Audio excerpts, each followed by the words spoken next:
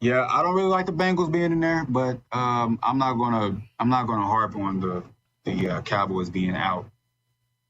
Yeah, I'm not really a fan of the Bengals being in there. I get it, like you said, I get it, but I'm not really a fan of them being in there. I honestly, I know it's early and that he was hurt and all, but I wouldn't have been mad at seeing New York in there at number 10 or something, man. Or with Aaron Rodgers and that squad that they got coming back, I wouldn't be too mad at that. They got him all the way down to 15, but I understand they got to see what Rodgers is going to look like once he comes back into comes back from being hurt this whole last year. But I think they got a squad down there in New York if they can put it together, if they can stay healthy and put it together. They got a lot of injuries, a lot of DNPs next to some of those names. They went and got Tyron Smith from you guys to play left tackle, which we know can be Yep. a boost from them. But they got to be healthy.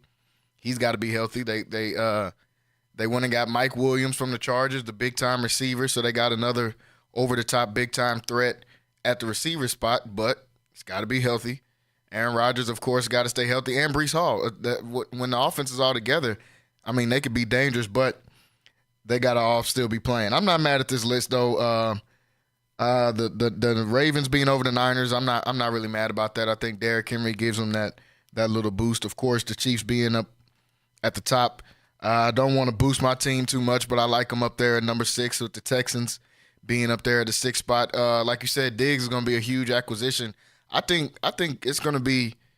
I think those top 3 guys are really going to get just about the same amount of targets. To me, I think CJ definitely likes throwing the ball to Nico and Tank as well. So even though they've got Diggs up there, I'm not sure if Diggs will just necessarily be the number one target, especially when he's going to catch a lot of those double teams and a lot of those over the top safeties and stuff like that. So, but it's we'll see once we get going. I'm excited about our season as well. They've got Miami in at number 8. We talked a little bit about them yesterday. Talked about your boy Tua on there. They got them at Yeah. number 8. I mean, I'm not mad at that because I think they're going to win a lot of games, but I'm on the same wavelength as you as far as how they go in the playoffs. I don't think that these guys are really just built for the playoffs like that. And I mean, they've proven it over the last couple of years. They just haven't been able to get over that hump. Mike McDaniel's offense is always going to look crazy. It's always going to be a top offense in the league. And I mean, they got a for real track team out there. Some of the fastest dudes in the league and possibly the fastest guy in the league with Tyreek Hill on their team. So not mad at Miami being at that number 8 spot. The Bengals and Packers rounding it out. I mean, I wouldn't have been mad if they put Dallas in front of the Packers. I think I understand everybody's hype on the Packers because of how the playoffs went last year, especially against the Dallas Cowboys. But I think next year coming in, people will be expecting a little more out of some of those guys. So it might be a little bit different when that pressure gets on them. But we'll see. I'm not too mad at I that. agree. I'm not too mad at them for getting in that top 10 though. So all in all, not too bad of a list there to for ESPN to start this off. Usually they make me mad at the beginning of the year with these lists, and they'll have somebody crazy in there. I know they're gonna make me mad when they do the NBA ones. We haven't got that far yet, but Absolutely.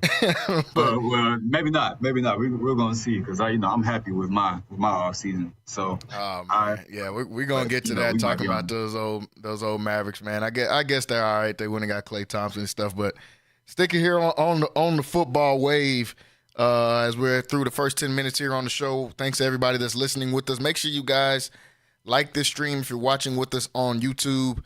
Also, subscribe to the YouTube page. If you're watching with us on Facebook, make sure you guys like and share this stream as well. For those of you listening with us on the Centex Sports One app, make sure you guys let somebody know about this and stay tuned on the app or on centexsports1.com as well to continue listening to this show every day, 5 to 7, Centex Primetime.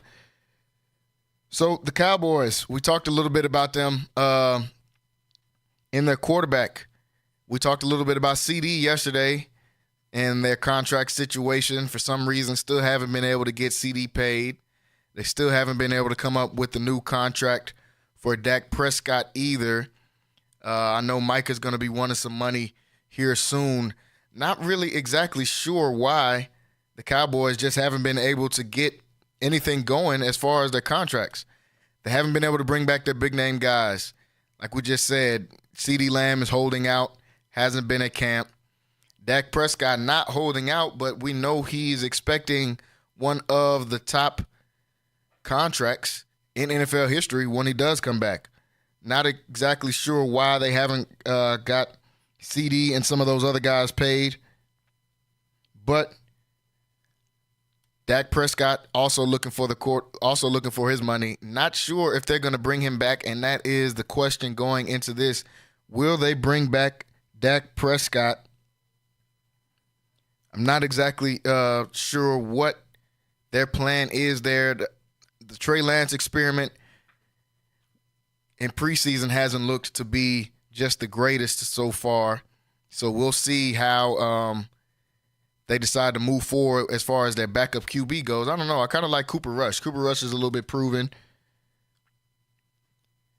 Trey Lance still a bit of a project as well. So I'm not sure where they're going to go with backup QB. I think they're going to keep 3 QBs on the roster. But as far as going into next season, will Dak Prescott be the next quarterback we see for the Dallas Cowboys? I'm not exactly sure about that. So far, it hasn't shown that they will bring him back. They haven't renewed his contract at all. So I'm not sure if that's because they want to wait like they're doing with CD, because I'm sure they're going to want to bring back CD. Or I don't know if maybe they're going to go with somebody else with Dak Prescott, somebody else than Dak Prescott going into this next season. He's been one of the top QBs over the last few years. Last year having a great season, 4,500 yards, averaging 260-plus yards a game through 36 touchdowns and just 9 picks. So, I mean, he's had a good season, but he's had good seasons in the past. We know what it's about. It's about that playoffs. He hasn't been able to get over the humps in the playoffs. For whatever reason that is, he's had some decent games in the playoffs when you go back to early in his career. He's had some pretty good games, like when they played Aaron Rodgers. I think that was his first year in the league. Just still wasn't able to get over the hump. And then as you get into later years, hasn't been able to perform at a top level when you think about those games against Green Bay, when you think about those games, the new game against Green Bay, not the old one with Aaron Rodgers, but last year with Jordan Love. Offense just wasn't able to get going. And see, we've got Kyrell back on here. The offense just wasn't able to get going last year in that playoffs game. And was that completely Dak's fault? No. Other people played a part in that as well. But the QB is going to get the blame when there's a loss, and the QB is going to get the credit as well whenever there is a win. So you gotta ride with that. And whichever way they decide to go, I'm not sure which way they're going to want to go with this. We want you guys to send in questions to us as well. We have a number on here that you guys can jump on and send in some questions as well. We'll get that number to you in just a moment. We want you guys to send a text message to this number, and you guys can send in your questions. Later on, we'll be taking phone calls as well. The number is 1-800-215-0598. That's 1-800-215-0598. Who will be the quarterback for the Cowboys next year? I mean, that's the big question here that we're trying to figure out. And Kyrell, we were just talking about that as far as will Dak be the QB for the Dallas Cowboys in this next upcoming season. What do you think about that? Absolutely. Like any idea that this guy is going to be heading out of this franchise or let go, it's just not going to happen. Dak is happy where he's at. You know, this is the most tumultuous fan base in the world, probably outside of those soccer players over there. But, you know, this guy came into the league as a subpar thrower. You know, more of like winning time was his trait when he came in. And over the last 4 years, you know, since 2020, and he broke his leg or ankle, whichever one it was, this guy has been elite. He's been elite. He's been an elite thrower of the ball, like talent-wise, not just he's, you know, hitting open guys or whatever. He's been putting the ball in great places, matching these top guys on the touchdowns. They're not letting that go. They're not letting CD go. They're not letting anybody go. But it's just the way of the way Jerry does things. It's not about football. He has to be in the news, in the headlines. He does. He puts this team in bad positions financially and in contract wise to keep them in the news cycle. Oh, is CD here? Oh, is you're making a statement to the guys or to the media that like a week or two ago. Oh, you're not in no rush to get your number one receiver's deal done. Why do you come out and say that? Why do you need to say that to the public? I'll tell you why. Because it keeps them in the news cycle. It keeps the clicks, the engagement, the interactions, keeps them going. And until that's over with, they're not going to win a game. They're not going to win that game. Yeah. They're going to be perennial in the playoffs. They may win a first round game, but that's what happened last year. It wasn't about football, and then you ran into a franchise that's always about football, no matter what. And you got beat down on your home field.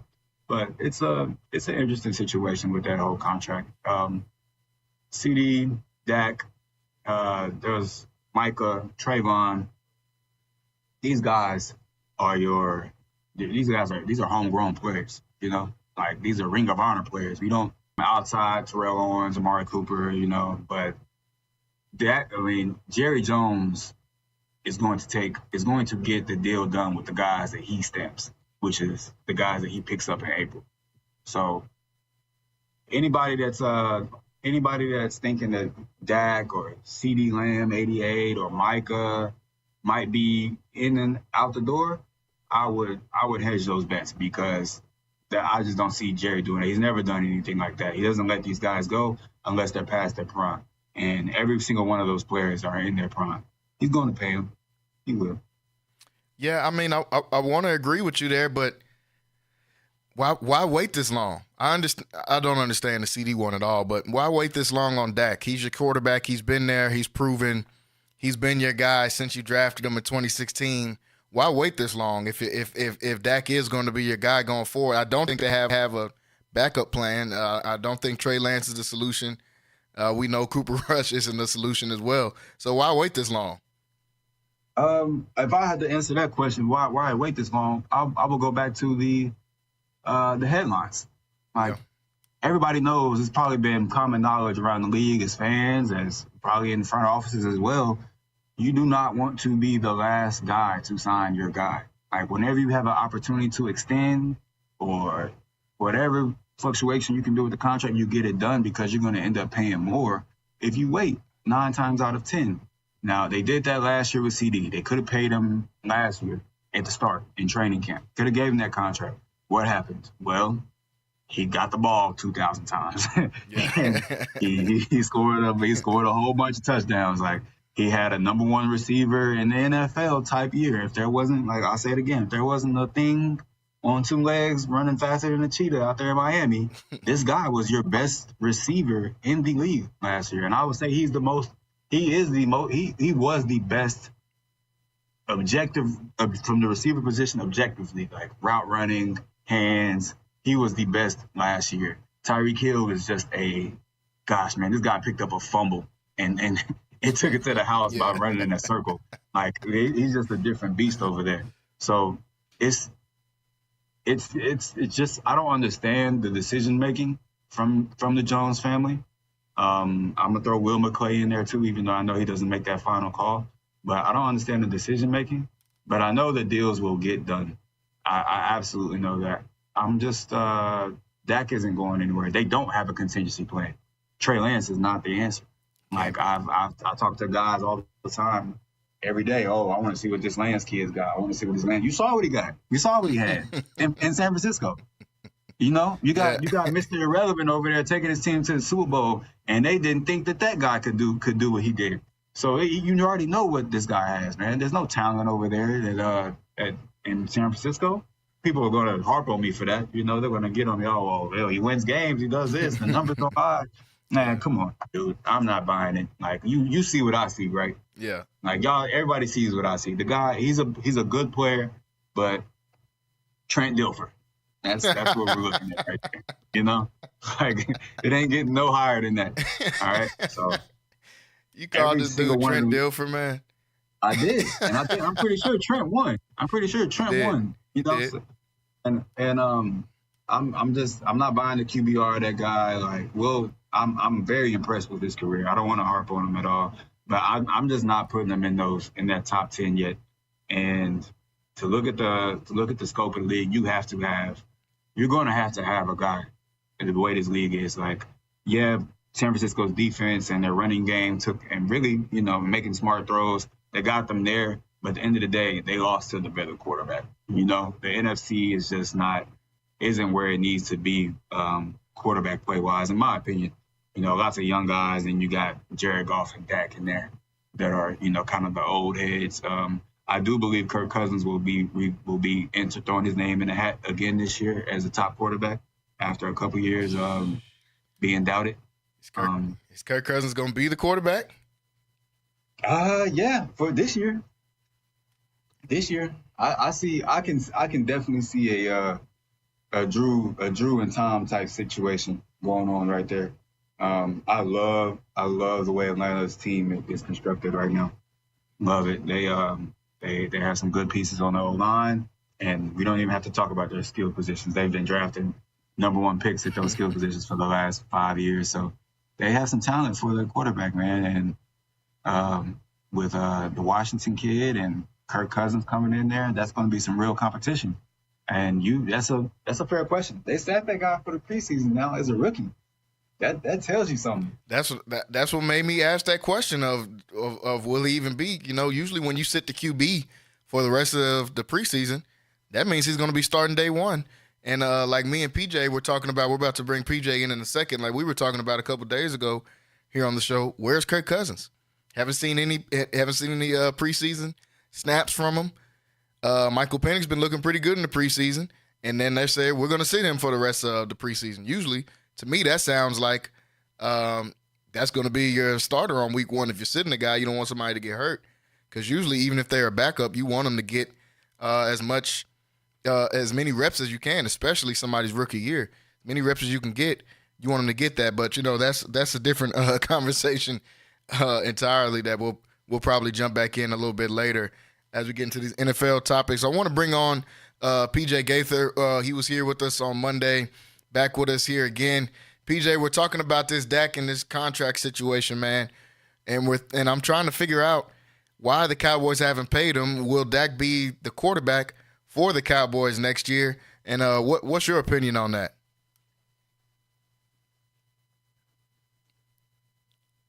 Is that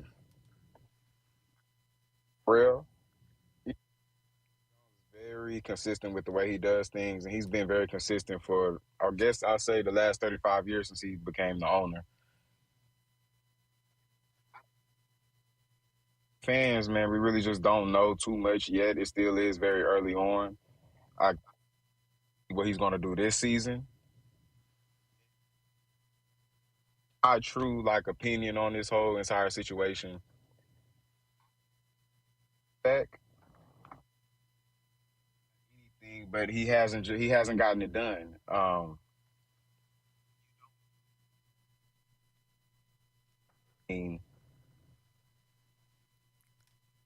We're gonna try to bring you back in a second, PJ. Your mic was kind of going in and out, but yeah, he was talking about Jerry Jones on there and talking about how he likes to deal with his players.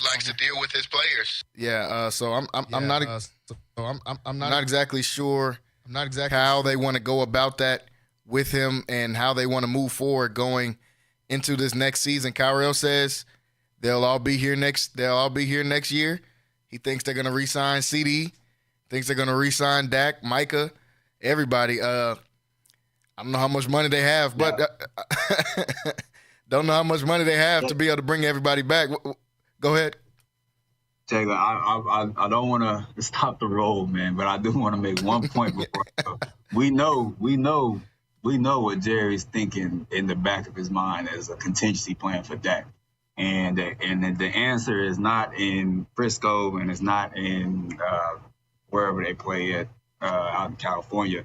The answer is in Boulder. Yeah, I knew you were going there.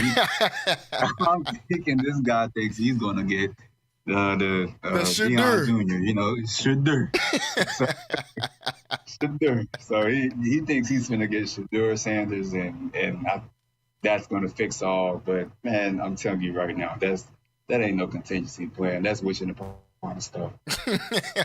Yeah, I don't know. I don't know if y'all gonna be picking high enough to get in there, man. Depends on how Shadur does this coming up season, which I think he's gonna do well. But depending on how he does in this coming up season, I don't think the Cowboys are gonna be picking high enough on here to be able to go and get Shadur. I think he might be out in the top 5 picks, maybe. Now, you know, I'm not sure yet. They got a lot of hype on the Carson Beck train down there in Georgia. You know, they're always gonna find somebody random to overhype before the draft gets here. They do it every year. That's how Drake May ended up being number 3. No idea how he was picked over Michael Penix last year, but they'll find somebody to overhype. So I'm not sure if the Cowboys, unless they're gonna trade up and go get him, but if not, then I'm sure we'll see Dak back out there with that number 4 on for the Cowboys as well. I want to thank everybody for watching with us so far here on today's show. Make sure you guys go on to CentexSportsNetwork.com and check this out.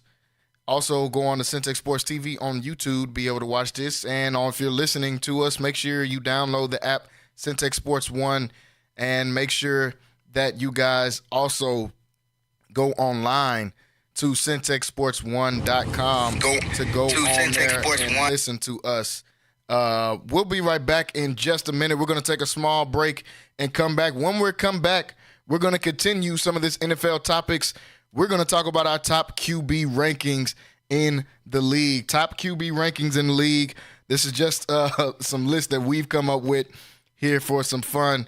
But we'll take a small break, and when we come back, we'll jump right into that. You're watching Centex Primetime here on CBS Sports Radio, Central Texas, and on Centex Sports Network. We'll be right back.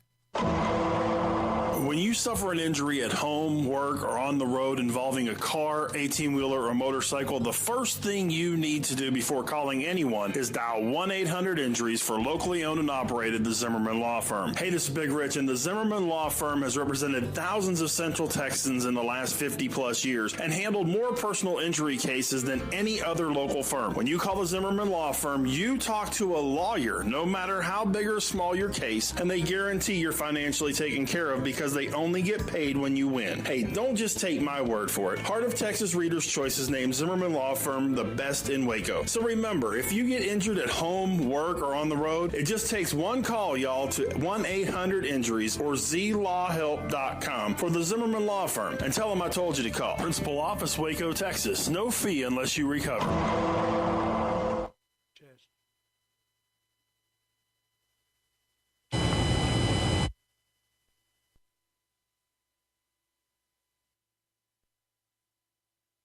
Book your next special event at the Bellmead Civic Center. From quinceañeras to Christmas parties, the Civic Center has room to accommodate your needs. You're planning that special birthday party, having a family reunion, or training seminar. Book now at the Bellmead Civic Center. And if you need to rent a room for that big event for your family or business function, the Bellmead Civic Center is what you're looking for. Let their friendly and knowledgeable staff help take some of the hassle out of planning your next event. Call them today at 799-2418 or visit them at the Bellmead Civic Center, conveniently located near I-35 and Loop 340. No matter if your event's big or small, they've got room for you. When you suffer an injury at home, work, or on the road involving a car, 18-wheeler, or motorcycle, the first thing you need to do before calling anyone is dial 1-800-INJURIES for locally owned and operated the Zimmerman Law Firm. Hey, this is Big Rich, and the Zimmerman Law Firm has represented thousands of Central Texans in the last 50-plus years and handled more personal injury cases than any other local firm. When you call the Zimmerman Law Firm, you talk to a lawyer, no matter how big or small your case, and they guarantee you're financially taken care of because they only get paid when you win. Hey, don't just take my word for it. Heart of Texas Readers' Choice has named Zimmerman Law Firm the best in Waco. So remember, if you get injured at home, work, or on the road, it just takes one call, y'all, to 1-800-INJURIES or zlawhelp.com for the Zimmerman Law Firm and tell them I told you to call. Principal Office, Waco, Texas. No fee unless you recover. When you are tired of good enough pizza and want the only authentic Italian quality pizza in town, with dough and sauce made fresh daily in-house, vegetables freshly chopped throughout the day, and meats made using the finest beef, pork, and chicken, I present to you locally owned and operated Marco's Pizza. Marco's has 3 convenient locations to serve you, including across from Pirate Stadium in Belle Meade. Feeding the entire family piping hot, authentic Italian fresh pizza, cheesy bread, and dessert tonight is as easy as going to marcos.com or stopping by the newest location in Belle Meade. Marco's Pizza. Say goodbye to just good enough.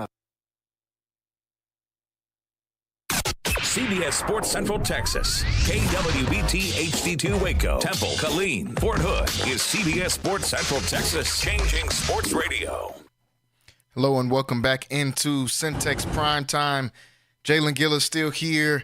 I'm joined by Kyrell Gibson, and we are talking some NFL on here as well. We're trying to get PJ Gaither in with us as well. But we were talking a little NFL right before we got out of there, and talked a little about Dak and this Cowboys situation. Like we said, Kyrell thinks that the Cowboys will be fine and that Dak will be right back in uniform on here. Not so sure about that myself, just because of this contract situation that they haven't been able to figure out on here. But we're going to jump into some top QBs in the league as we jump to a couple of hot topics here in the NFL. Top QBs here in the league. And we'll hear from PJ on here and Kyrell on here, as well as who we think some of these top QBs are in the league. We all know who number one is for me. It's got to. I think for everybody, it's got to be Patrick Mahomes. Patrick Mahomes has proven to be the top dog in the league, not only just at the quarterback position, but I think just in general. I think Pat Mahomes is the top guy in the league. As far as the top guy in the league, as far as any position, but definitely for the QB position. So I'm going to throw out a couple of here on my list, folks. Number one, I got Patrick Mahomes. Patrick Mahomes on here. Number two, I've got Lamar Jackson coming in as my number 2 QB. Number 3, I got the bad man up there in Cincinnati. I got Joe Burrow. 4, I've got Josh out of Buffalo. 5, I'm going to throw my guy in there. I'm going to throw in C.J. Stroud. At my 6th spot, I got Justin Herbert. Not sure that. I think this is probably where people start disagreeing as we get later into the list. I got Justin Herbert. That's not real. I got number 7. At number 7, I got Dak. At number 8, Can you hear me? I got Jared Goff. Yeah, we can hear you on there, PJ. Give me just a second. I can't. We got Jared Goff at number 8. Number 9, I got Brock Purdy.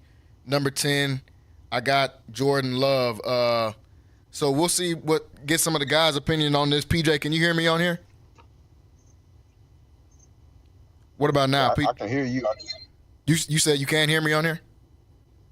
Yeah.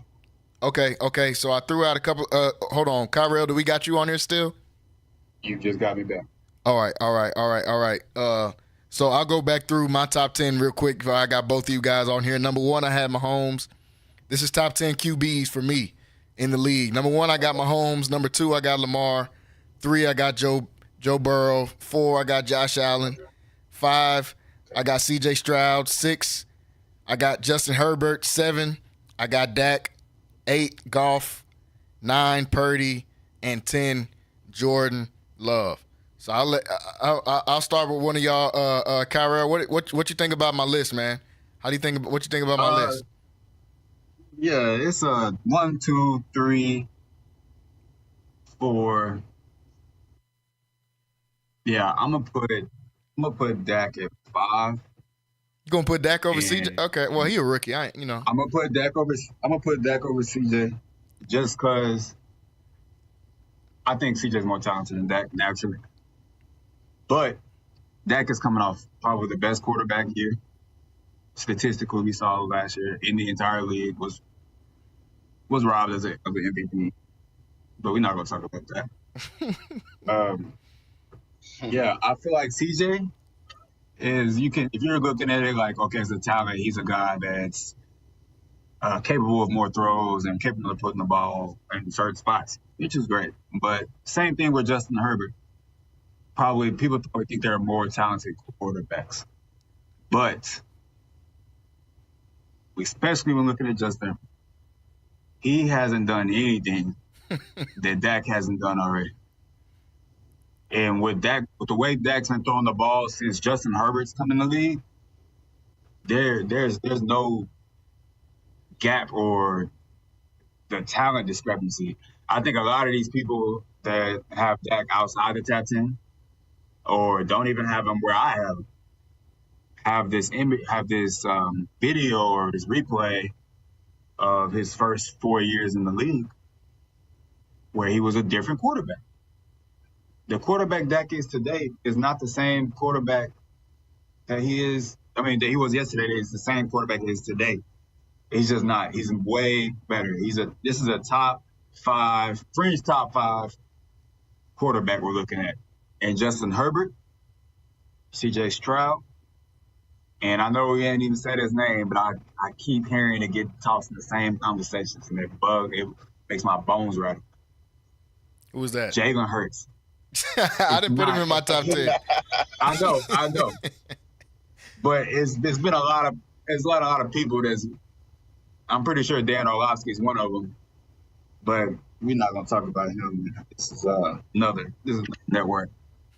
So with all that being said, Dak has improved his deep ball. He has improved his pocket presence. He led the league in passing touchdowns last year. Corrected his interceptions, which, everybody acted like it was the end of the world. 15 picks. But these guys, Justin Herbert, Jalen Hurts doesn't even throw touchdowns. I ain't even put Hurts on my list. Your natural Cowboy fandom just makes you start talking about the I Eagles. Get him in. I ain't even bring up Jalen Hurts. I'm not letting no chance slide. I'm taking digs every chance I get. But Justin Herbert and CJ Stroud, I can hear you about CJ Stroud, the excitement, but Justin Herbert, if you just look at their 4 years since Herbert's came in the league, Dak has been better, right? They both haven't won a thing. But say you go to statistics. They both have had weapons. They both had elite running backs at a time. Yeah. Echo was him. I get you that. He's had his moments. But go ahead. For a second. It was a quick second. Yeah. But he was him. Yeah, I think he was like the best fantasy running back 1 year. He was pretty. He won me some games. I had him on my fantasy team a couple years ago. He's been kind of iffy last couple, but yeah. Dak showed me last year and really the year before as well, 2021. The 30, the 36 and 10, or 38, 10. But nobody wants to talk about that stuff. This guy has had elite years. And people, their Cowboys' hatred for him, they just, he choked against Green Bay or he choked against both times. Who else? Choked against the Rams. It's like, man, dude, this is a team sport. Nobody's saying he's Mahomes. Nobody's saying he's Tom. We're just saying, look, he's better than these other guys that you try to put ahead of him. Justin Herbert. Don't let that high draft pick fool you in that big arm. That's it. That's it. This guy hasn't done anything. He's had weapons. Keenan Allen's a top 10 receiver always. Mike Williams is a freak. What? I know he's not there anymore. Yeah, when he's playing, yeah. But when he's playing, yes. And then you had Eckler, and it's like 23 and 16 games, 23 touchdowns or 20 touchdowns. That's not very top 5 quarterbacking. Quarterback. Or top 6. I don't know. It doesn't taste very quarterbacking me. Yeah. I'm with it. I agree. I agree to a point with Herbert. I feel like his coach was kind of holding him back. I think Brandon Staley was, in my eyes, proven to be not that great of a quarterback at all. I mean, that great of a coach at all. They blew I don't know how many games, and including that 27-3 lead in the playoffs that they had. So not sure why or not sure what that disconnect was between those two. But I had them up there. I think this year will prove a lot with them getting another QB, with them getting another coach. They got Jim Harbaugh in there. Jim Harbaugh seems to, in the past, be able to connect with his QBs. He had Alex Smith playing great at one point in San Fran. He had Colin Kaepernick playing great at one point in San Fran. And he had J.J. McCarthy, get drafted in the top 15 this last year. So we'll see. We'll see how it's going to look for Justin Herbert this year once he gets his new coach. New system, they're going to be putting a lot of pressure on Herbert, though, so I agree there. I see somebody in the comments on Facebook. Shout out to my guy on there, Carl Govin. He said Dak needs to be higher on my list. He doesn't like that I had him at number 7. Kyrell seems to agree that Dak needs to be higher. Dak needs to be higher. Okay, what about the back part of my list? I had Goff at number 8. I got one of your favorites, Brock Purdy at number 9, and I got Jordan Love at 10. I didn't go to I put my 11 and 12 on here. I put Jalen Hurts at 11, and I put Tua at 12. You can interchange whatever one of those two that you want. But as far as my back, you don't like the Jalen Hurts at 11? Oh man, I would Hurts over Hurts. Like, I'm sorry, man. And this is not Cowboys hate at all. No, that's what it sounds like, bro. Purdy is not in the top 10. Okay. Oh, you don't like Purdy in the top 10? Come on, man. He been playing good these last 2 years since he took over. Where'd you have Jordan Love at? I put Jordan Love right behind Purdy at 10. Okay.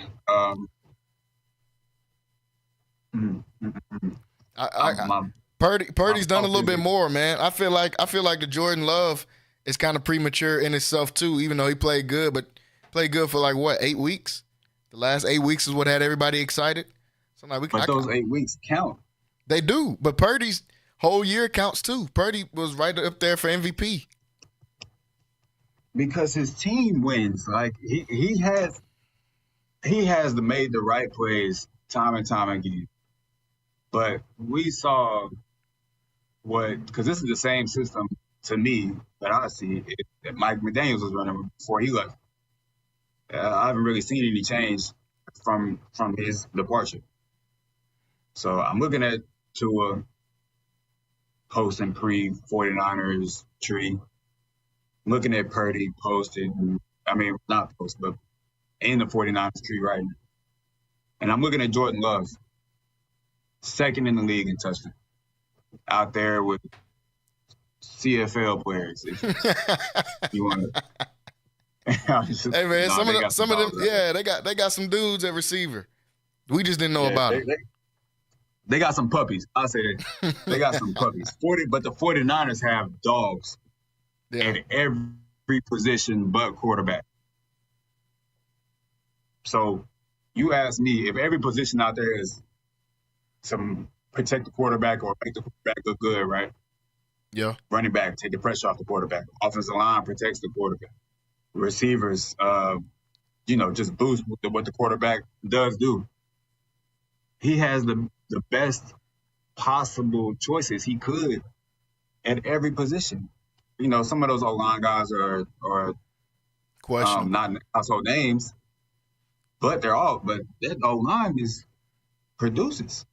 Yeah. And then Hall of Famer on the left side. So it's just I got to see how he looks this year, man. Like, I would change my complete Purdy opinion if he does it again this year. If he does it again this year without I don't know if Ayuk's going to be there. But if he is there, if he does it again, I'll let him get in the top 10. So who would you put in there to replace him then? I had him at 9, and I had Jordan Love at 10. Who you putting in there? Oof. See, there's the question, because that means I got to put Jalen Hurts in this spot, and I don't want to do that. So I'm going to go to Kurt. Nah, come on, bro. Come on, man. I'm putting Kirk in You're going to put Kirk in the top 10 over. Come on, bro. I can't get jiggy with that, man. I can't get down with that. No. Kirk Cousins? Kirk Cousins. Man, come on. Like, we talking about throwers of the football here. Yeah, so you think you would put Kirk over Purdy right now? Yeah. Even though he didn't play last year, and this year he's coming off of an Achilles. Yes. I'm not knocking the guy for being injured. You know, like he was playing well before he got hurt. I think he's going to have a statistically a better season than Purdy this year. He has plenty of weapons. Drake London, Kyle Pitts finally has a quarterback. Bijan Robinson is probably the best running back prospect we've seen in the last 2-3 years. Yeah, Kirk Cousins. I'm not putting Purdy in there though. Or Hurts. I mean, I agree with you on the not putting Jalen Hurts in there. What about Tua? Would you put him in there? I might put Tua in there over Kirk. I ain't gonna lie, bro. Oh my goodness, I can't. Man. I'm not a Tua fan, but I might put Tua in there over Kirk because I don't see the hype on Kirk. He plays decent at times, but then at other times he just doesn't show at all. So you got a game. You taking Tua as your starter? You said do what? Do I have who? We have a game today, right? Yeah. You gotta pick your starting quarterback. You taking Tua over Kirk? I might got to take Tua over. That's tough, man. That's tough. That's like that like you asking me like I don't know like tofu or sardines. I don't want either one of them. But if I had to choose, I might go with. I'll take Tua, man. Give me Tua. One game. Gosh. And that guy. One game. Over Kirk. Throw a football through a piece of paper. But look, if it's a primetime game, Kirk is automatically canceled out. If it's a primetime game, Kirk is canceled out. I don't know what happens when the lights get bright for him, but he goes to if it's a random game or at 1 o'clock or 12 o'clock here since we're Central Time. If it's a random game, 12 o'clock, they're playing Jacksonville. Kirk Cousins might go for 325 for 28. So okay. I hear you, man, but I just want to say that Kirk Cousins did play for the Minnesota Vikings, and we see what type of fortune has been associated with that franchise for our entire lifetime. So it's all we're happy. We seen what's going on right now in the offseason. I mean, get out of there. If you have any hope of, doing what you plan to do, get out of Minnesota because it looks like if you have any type of potential, you're ending up on IR. It's not going well out there. So I'm excited about being in Atlanta. You saw how he looked with all that moist night on. He likes the ice, man. He in the right city. So Atlanta. Man, I don't think he's gonna last. He might be in Atlanta for 6 months. Yeah, I'm not sure. Maybe, but they're winning that division. You think Atlanta's winning? I'll go with that. Yeah, easily. I'll go with them. Yeah. I know Baker just got a contract out there. He proved some people wrong last year, but we'll see how they end up faring out this year. Let's see, PJ, are you still on here with us? Okay, we'll try to get him to come on in just a second. So my back half of the list there, Kyrell, you're not in agreement with my back half of the list as far Absolutely. as far as having him on there. I'm gonna stick with Purdy in there, man, and I'm gonna stick with top 10. Make sure you guys jump on to the app. Text this number whenever you get a chance to let us know some questions that you have. The number is 1-800-215 0598.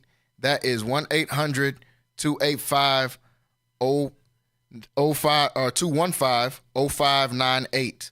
We'll get them on there and send a text to that number, man, and we'll get some of these questions in we have on here. We're still talking about some NFL here. We're going to get PJ back on here in just a second.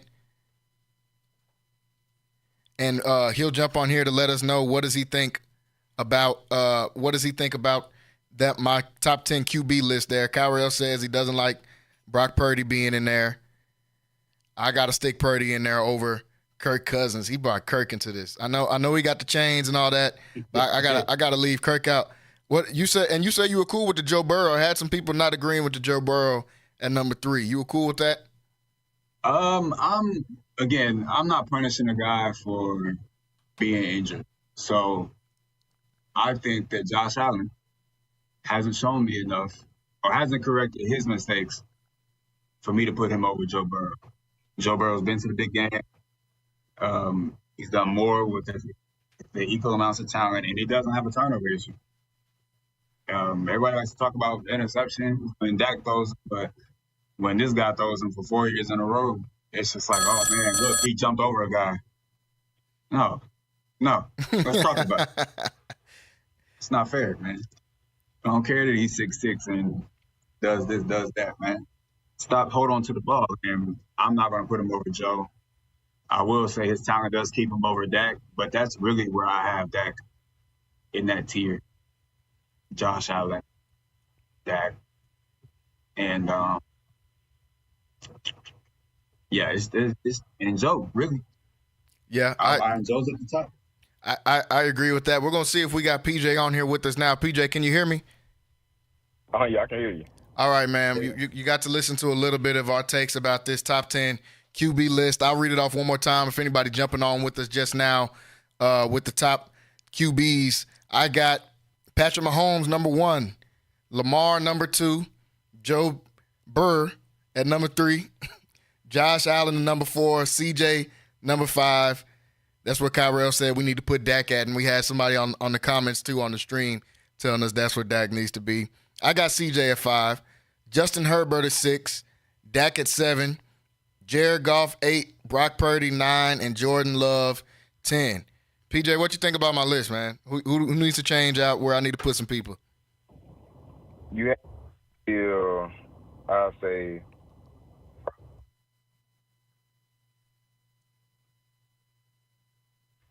Patrick Mahomes, Lamar, Joe Burrow. Yeah.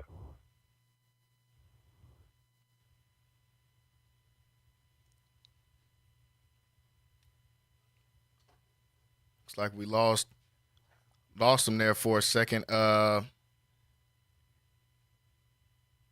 PJ out there fighting crime, man. Yeah.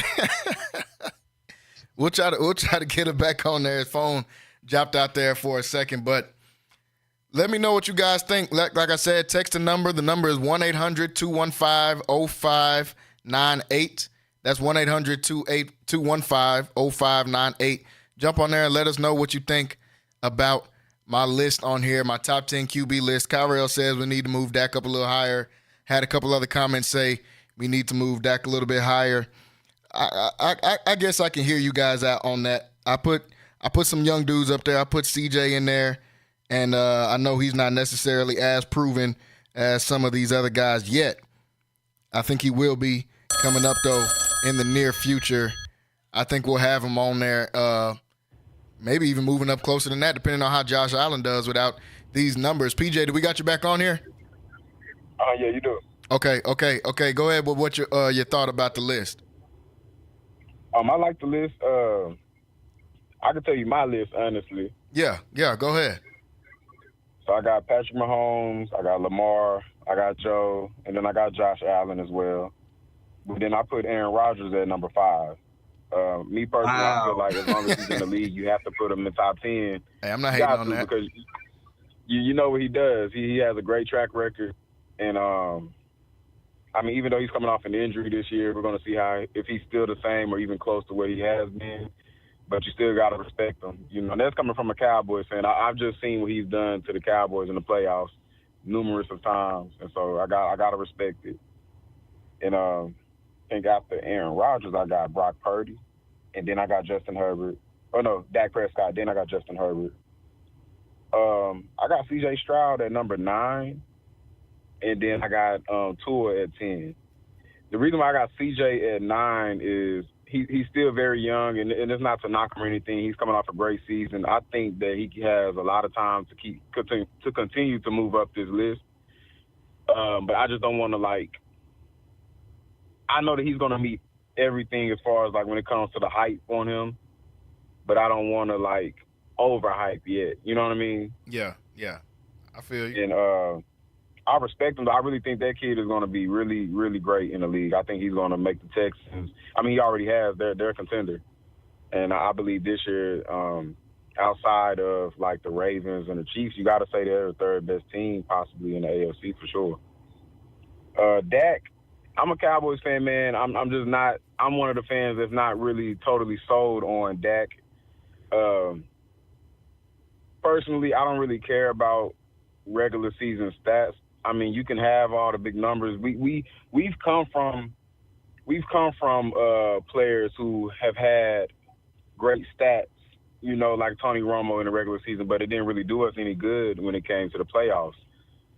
I'm big on seeing what people can do in the playoffs, and that's why even guys like Justin Herbert, I've liked him ever since he's came into the league. I feel like he gives me a lot of Dan Marino vibes. But one thing we know about Dan Marino was that he could never get the job done. And it really totally wasn't his fault. It was just, circumstances and situations, that he couldn't get the job done. I feel like, personally, Dan Marino is one of my favorite quarterbacks of all time as far as when it comes to just throwing the ball. I don't feel like anyone has had a better arm than him or Drew Brees, But, I mean, like I say, I'm just not really sold on Dak, man. Personally, I feel that after this season, we just need to go ahead and move on. Now, I'm not thinking that we need to move on to anyone that's our backup right now, like Trey Lance or Cooper Rush. I personally feel that we need to find somebody in this draft. There's a few good quarterbacks that are in college football this year. We just really need to see how they pan out this season and what the season's going to look like. And like I say, it's very early. A lot of these are this is just predictions at this point, and just, Yeah. And just on what we've seen coming into the season and what we think, I'm sure that a lot of this is going to change as the season goes on. But, yeah, I would say that's my top 10. I like your top 10. Your top 10 is not too different from mine, honestly. I'm feeling some type of way. I don't know if I should have Tua, honestly, in my top 10. I'm 50-50. I don't know if Kyrell not too sold on. Me and Kyrell not too sold on Tua, man. Yeah, I'm not too sold on him either, but I'm just trying to see, should I have him in there or should I have Jared Goff? I like Jared Goff. Or I feel I like the Lions. I just like their entire team. I like their makeup. Yeah, I had golf in mind. I'm not. Yeah, you got some. Yeah. I had golf in mind. I wasn't too. Go ahead. Tua kind of iffy with me, man. I don't know. He's very iffy. You got some guys that he's throwing to over there in Miami, and it's without them guys, what are you? Yeah. Yeah. That's the real question. I've seen some of these quarterbacks on this list not have anything. 6895.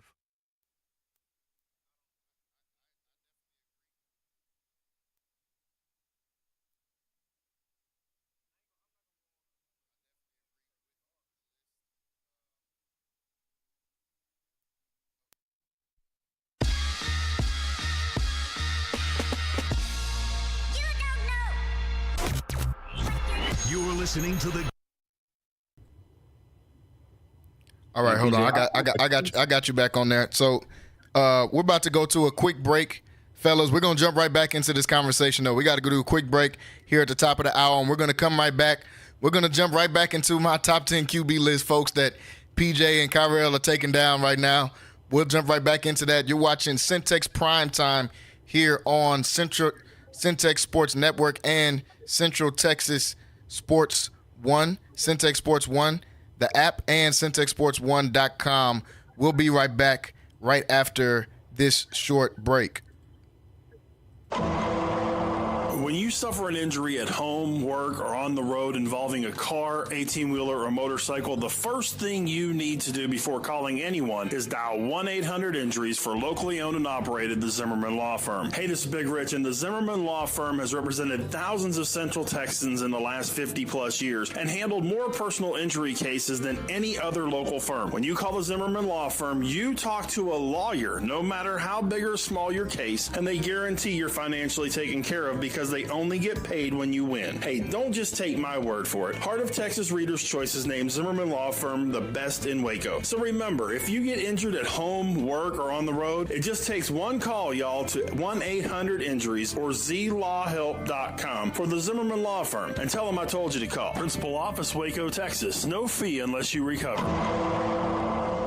Book your next special event at the Bell Mead Civic Center. From quinceañeras to Christmas parties, the Civic Center has room to accommodate your needs. You're planning that special birthday party, having a family reunion, or training seminar. Book now at the Bell Mead Civic Center. And if you need to rent a room for that big event for your family or business function, the Bell Mead Civic Center is what you're looking for. Let their friendly and knowledgeable staff help take some of the hassle out of planning your next event. Call them today at 799-2418 or visit them at the Bell Mead Civic Center, conveniently located near I-35 and Loop 340. No matter if your event's big or small, they've got room for you.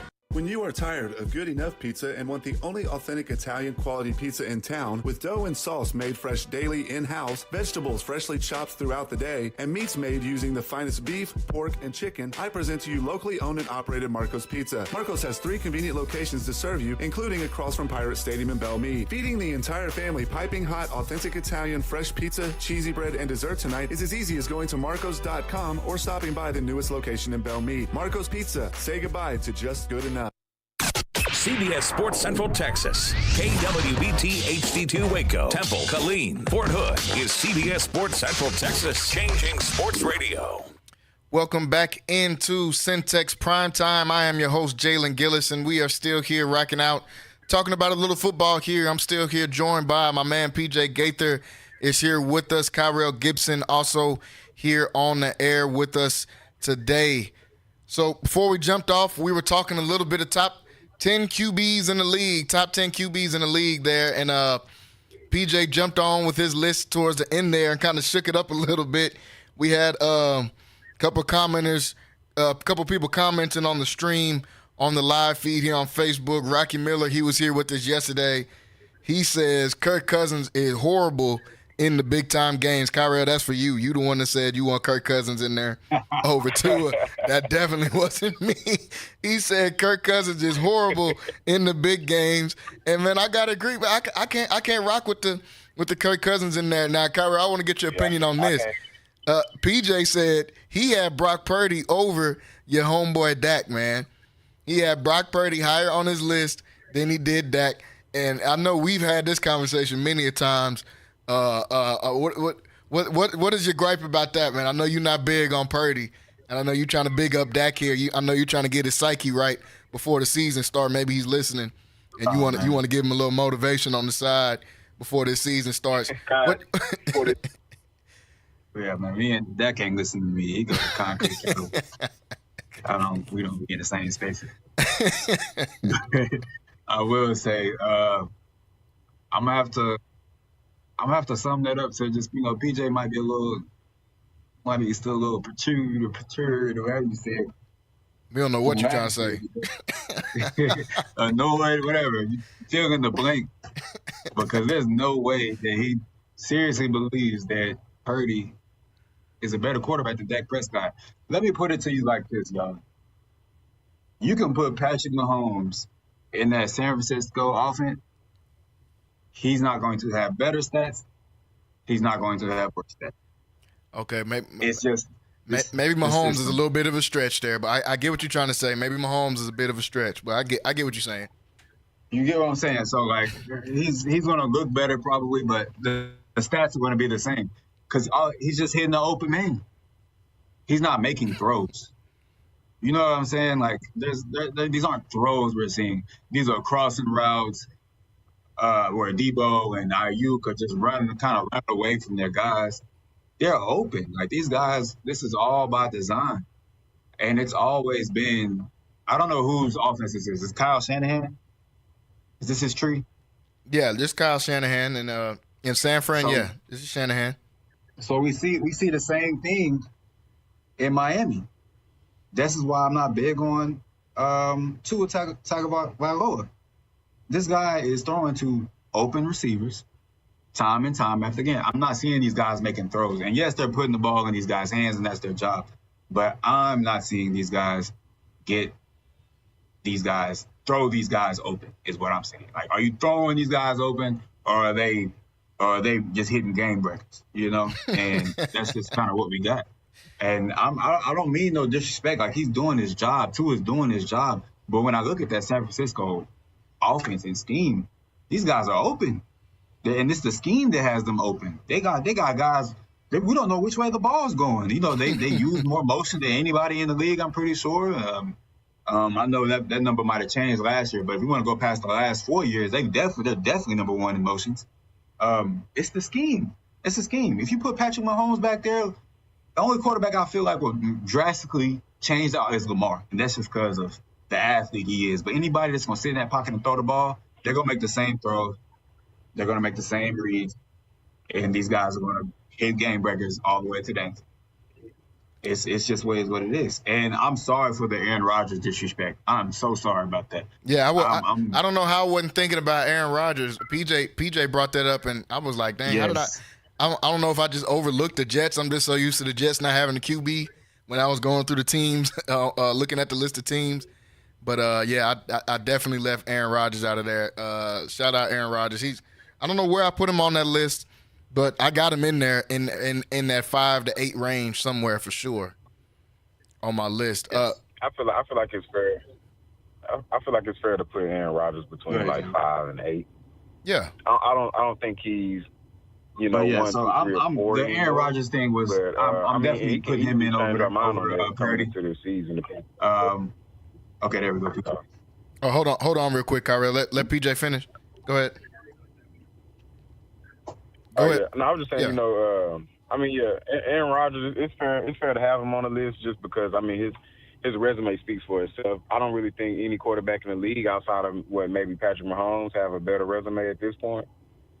No, yeah, nobody in the league. Yeah, so, it's honestly fair. I'm coming from a Cowboy fan that I have fear when it comes to Aaron Rodgers. I done had nightmares of what he's done for the Cowboys throughout the years. So I gotta respect dude. You know, when he was with Green Bay, I never really liked him. It was partly just because he was with Green Bay.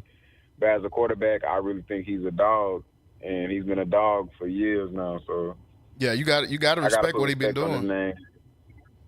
Yeah, for sure. Yeah, and I'll say this though, to go back to like Brock Purdy over Dak. I don't think that Brock Purdy is better than Dak, but I do think that I just think that we got to be truthful. He's done things that Dak hasn't done in his career yet. And he's been in the league far less than like what Dak has. And not saying that Dak hasn't done things that Purdy hasn't done yet, because as far as like when we speak on passing yards, passing touchdowns, just winning games, like the amount of games that Dak has won for the Cowboys, Purdy still has some years to catch up to that. But as far as just winning games whenever you need to, like the big game. Like he's won the big games. And we can sit here and say that, oh, well, Purdy has all these weapons on his team, but at the end of the day, somebody has to get the ball to these receivers, these tight ends, these running backs. You know what I mean? Yeah. So can't just anybody get on a team and pass the ball. Like I know sometimes we take it far sometimes, and we be like, well, anybody can do that, but it's like in reality anybody can't. Like, and if you play football or played any sport ever, you will know that just anybody, definitely at the pro level, can just get out there and emulate what someone is doing. So yeah. I gotta respect Purdy for that. Like I said, I personally don't think like that he's better than Dak at all in a lot of ways, but he's done something in that system that is working and is continuing to work. And Dak has been in the system with the Cowboys for a while now, and we can say, well, he's had a change of offensive coordinators or, head coaches throughout the time. But, I mean, he's been in this system for a few years now, and it's really not anything that's changing. Yeah, he's been in the McCarthy system for a couple years. It's not all his fault. It's not all his fault. It's a lot of times, the running game has been garbage. The running game is garbage. Yeah, we haven't even done anything to address the running game. We had so many different running backs like Josh Jacobs, a few other running backs that Derrick Henry said that they didn't mind coming to play in Dallas, and we still didn't go out there and get them. And I feel like part of the reasons why it is too is because we've given Dak this huge contract, and people have got to stop paying these quarterbacks before they don't win anything, and you just go ahead and throw them the money like that. We got to stop doing that, man, because you're putting your team into a hole that you can't really dig yourself out of. And when it's time to pay certain key players on the team that play a part on the team, you can't pay them because you done put all your money, you done put hundreds of millions of dollars into your quarterback who really hasn't done anything. Like what has happened to the times back in the day, like whenever, quarterbacks weren't getting paid. I mean, yeah, it was different times, like the 90s and 80s, that was different, even the early 2000s. But these quarterbacks weren't going to get all of this money until you actually produce, really won. We giving guys like Kirk Cousins money who hasn't done anything. Kirk Cousins hasn't done anything. Yeah, I agree. So, we gotta stop you're digging yourself into a hole, and now you're in debt. You can't even do anything because you're getting this quarterback all this money, and now your team poor. Yeah. now your team poor, y'all not winning any games. You know what I mean? And then guys be having the nerve to want to get mad at I'm speaking just in general, like certain players or owners or whatever, coaches. Mm-hmm. They're kind of probably frustrated with certain fans. I'm sure they see all the time. They see us talking. They see these blogs and everything. But it's just more of I don't know. I personally, it's just common sense to me. I don't be understanding just how front offices make moves on certain situations, definitely when it comes to just quarterbacks. And that's why I'm kind of frustrated as a Cowboys fan with the whole Dak Prescott situation, and I don't really understand other fans saying that we should keep him, because it's going to be 8 years of really nothing, of going to the first round, going to the second round, and you're losing. We can't even get to the NFC Championship game. At least Brock Purdy has gotten to that and further. Yeah. He's gotten to the Super Bowl, got to the NFC Championship. You got to put respect on these guys, man, you got to put respect on all these guys that have gotten to that point. That's why I got guys like Lamar Jackson, Joe Burrow, even Josh Allen. I got these guys ahead of Dak, and I got to have Brock Purdy ahead of Dak just because they've all reached games that Dak hasn't, and that's the championship game, at least your AFC or NFC championship game or the Super Bowl. All them guys have. Yeah. Whether they lost or won, they've reached that. Dak hasn't still. He's in year 8. So if after year 8, we have the same thing that happens every year, go to the first round or the second round and lose, why should we still feel the need to keep him on a team if we know that every year we're going to get the same exact, it's just a reoccurrence that's kind of annoying for me. And I'm big on just the culture, and I feel like that we need to grow away from, like I even said it the other day, when we was on here, we need to grow away from that old culture from 2015 or 2016 whenever Dak and, Dak and all these guys, Zeke and all them came in. We need to grow away from that. That's starting, but that's going to be already close to 10 years ago. We need to grow away from that, and we need to go into something else. I don't really know who we need to get for quarterback, but we need to start looking. We should have been looking if we haven't already started. We should have been looking, honestly. Yeah, and I don't know if they did. Yeah, I think I'm agreeing with you, PJ. I think it's about time. I understand what Kyrell is saying, and he'll jump back on in a second with us. I understand what he's saying about Dak being, the stats that he has in the regular season, and obviously if Dak leaves, there will be a drop-off in quarterback play for the Cowboys. I do understand that. But sometimes you got to go through that little bit of rough patches. I feel like it's about time for something new. Like you said, maybe that old regime, maybe it's about time that they get out of there. You know, maybe you do let a Dak go. Maybe I don't know why Zeke's on the roster, but maybe you let a Zeke go.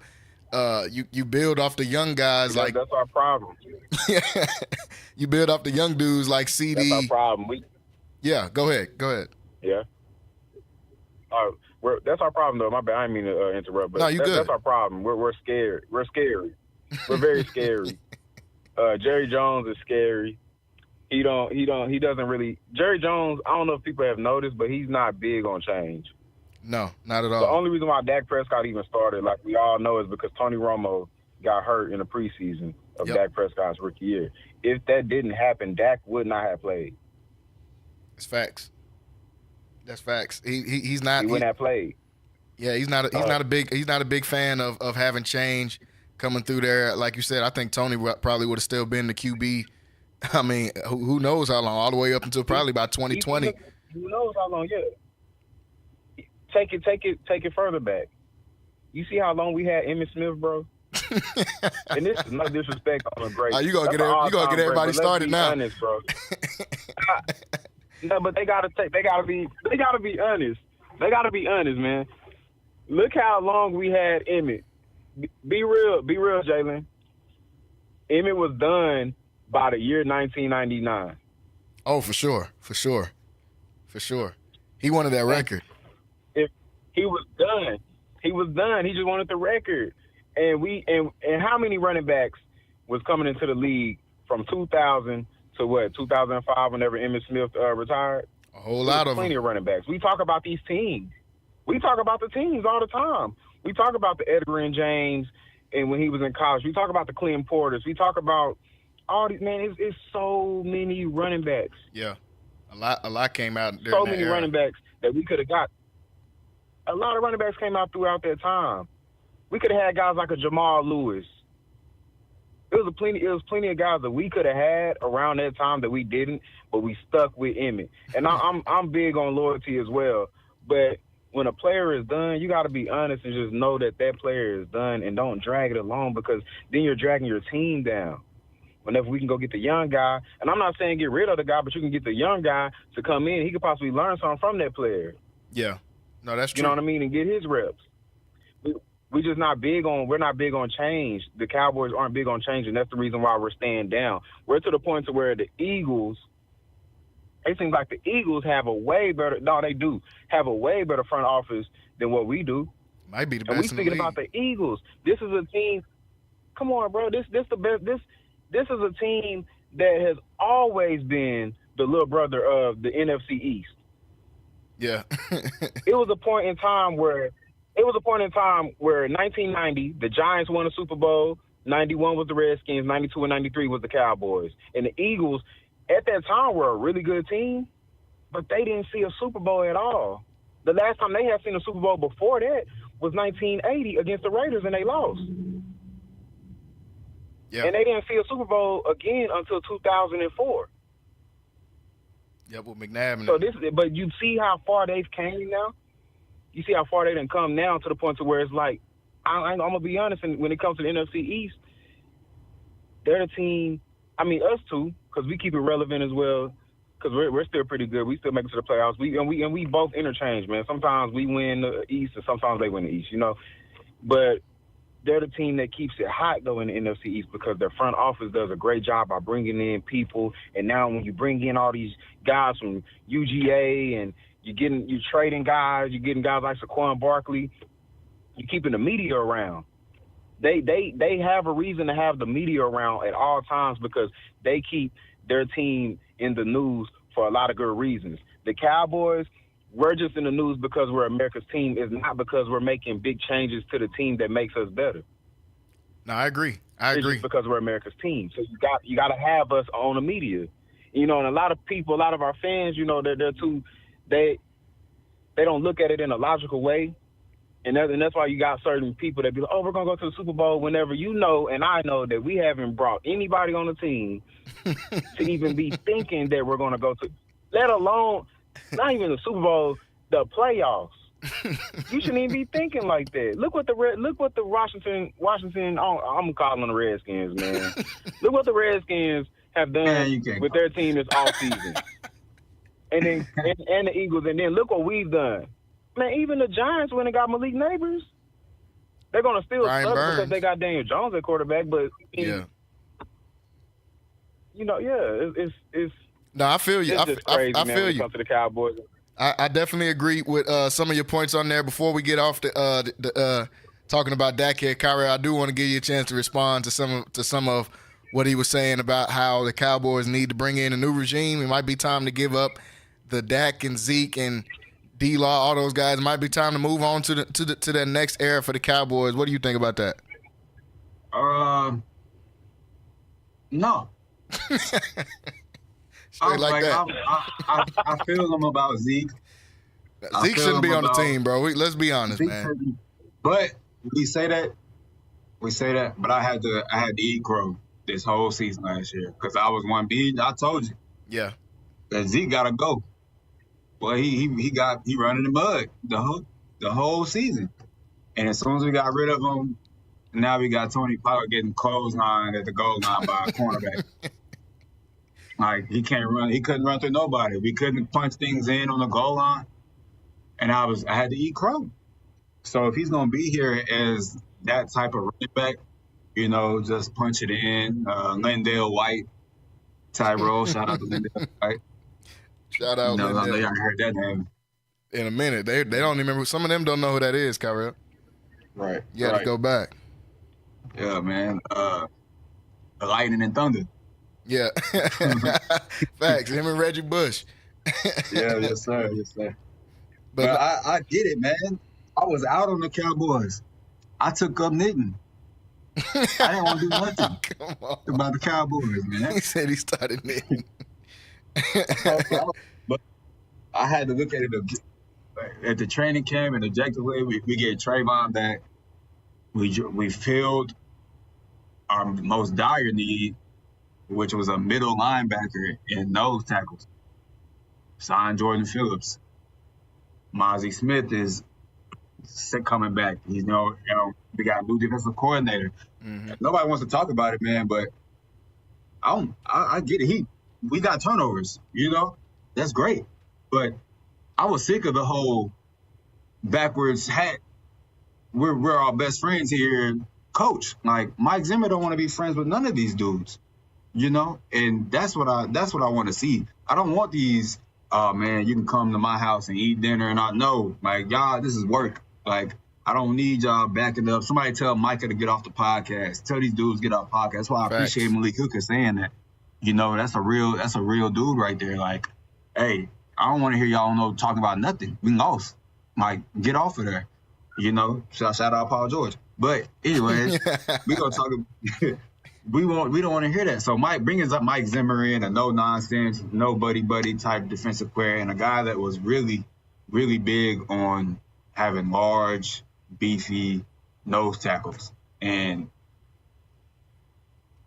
I don't want to harp on, you know, Mozzie or anybody else, but filling in that linebacker role, getting Overshawn back, drafting the Leo Fowl kid. I'm not sure if he's Samoan or what island he might be from, but I see the hair. I just assume he's Samoan. But, you know, the hair he has is on fire. It's on fire. We have Eric Kendricks back there. We signed Eric Kendricks. He's a vet. He looked like we thought he might lose a step, but he's looking good in training camp, man. Yeah. And with this, we drafted this guy in the 4th round, 5th round, and he's already shot up the depth chart. So what does that tell you, looking at a player as his first year in an NFL training camp, and they looked at him for a couple of weeks like, you're going to start for us? We have potential solutions at linebacker, and I think that's what we were missing.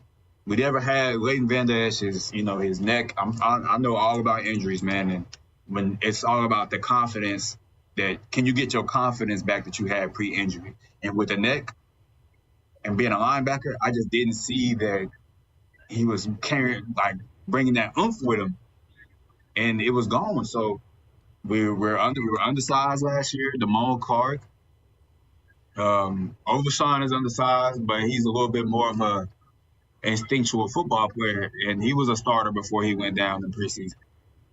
So I just think we're getting our starters back. We got a 10-year vet in Eric Kendricks. Let's do it. Like I'm back on the bandwagon. I'm not saying we're gonna win the Super Bowl, but I know we're gonna beat the Eagles. So if we don't do nothing else, you think y'all gonna get the Eagles talking there, man? I knew it was gonna be an Eagle shot somewhere near the end of this Cowboys rant from you, Kyrell, but it's all right. That's to be expected. But we're gonna keep it moving in here. We're on hour number 2 of the show, folks. Want to thank everybody that's been watching with us. Make sure you guys like and subscribe to this stream.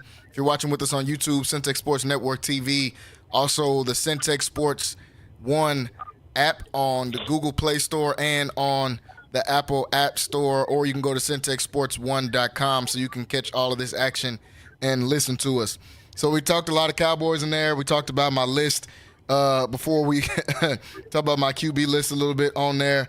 I want to get you guys' quick opinion on this, a little bit of an NFL topic. Noah Lyles, he's been in the media a lot for a lot of different things over the last few weeks, I guess I say, for the Olympics.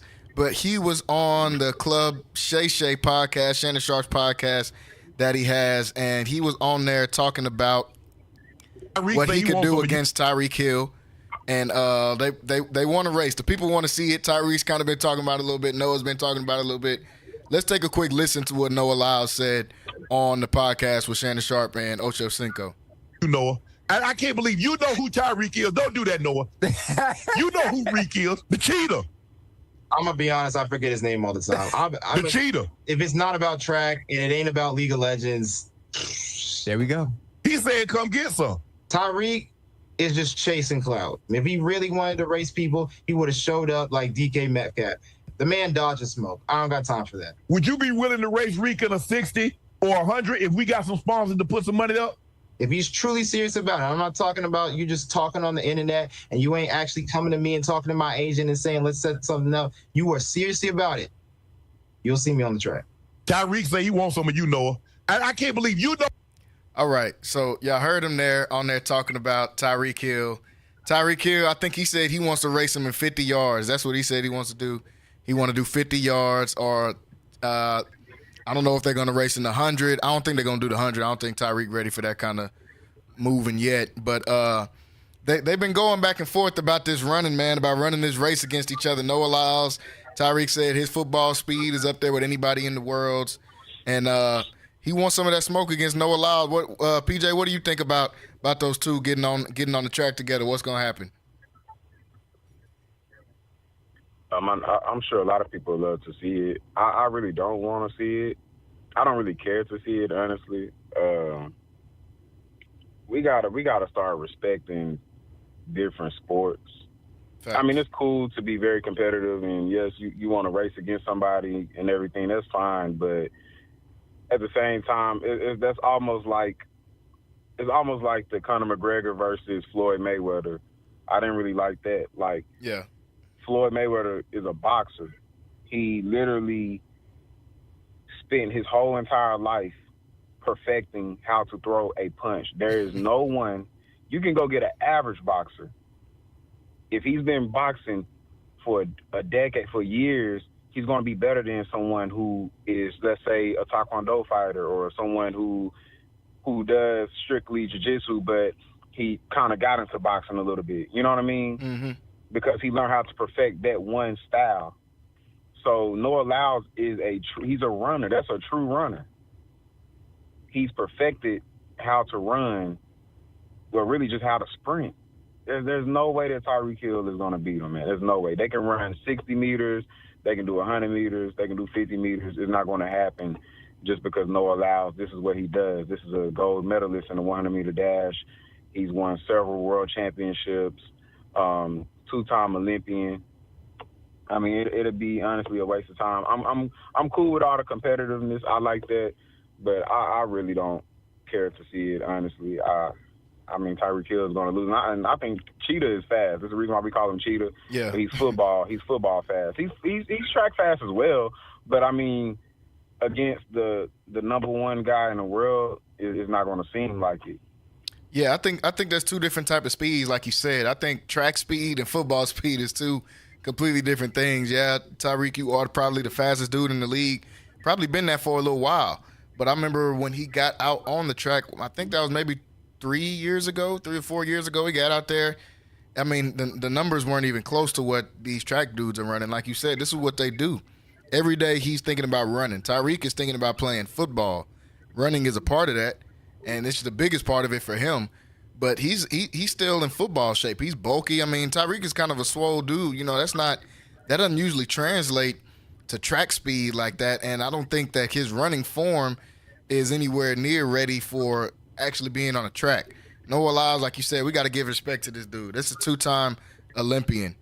He just got bronze in the 200, and he just won gold in the 100. So he's technically the fastest man in the world right now if we're going off of his track times. So I think it's slightly disrespectful for Tyreek to feel like he could get in the cleats or get in the spikes, with Noah Lyles. We know, like you said, you got the football speed, bro, but that track speed is a little something different. You look like the fastest guy out there, but I'm pretty sure if Noah Lyles got some cleats on now, he'd probably be sorry at football. But if you sending him on a go route, I'm pretty sure he'd be running past a lot of people too. So it's different. Kyrie, what you think about that? Man, look, I don't like that dude. All right, so I'm just come out and say it.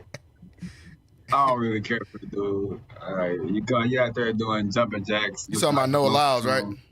Yeah, Noah Lyles. Yeah. Yeah, you out there doing jumping jacks before your event, the one that you're touted. Because remember, he was a 200 runner that came down to 100 and had to learn the 100.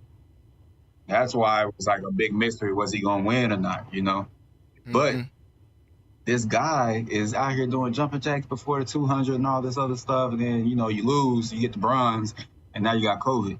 All right, cool, man. You had all that energy before the race. Like, what you mean? You ain't look that sick to me. But besides the point, I agree with you guys in the 100. That's it. Like, if it's a 60, it's up for grabs. I watched that 100-meter race. He's not pulling away from you in them first 40, 60 meters. It's that final 40 when he can maintain that top speed. But the difference is Tyreek, being 5'0" is going to reach his top speed before Noah Lyles can even get going. It's much like the Usain Bolt thing. Like, Usain Bolt really wasn't nothing in the 60, but in that 100, you wasn't touching him. Everybody be close to Usain in that 60, but in that 100, you wasn't touching him. And I think that same thing would be applied to if they ran the 60-meter. If they run that 60-meter, I'm just saying, it ain't no open shut case.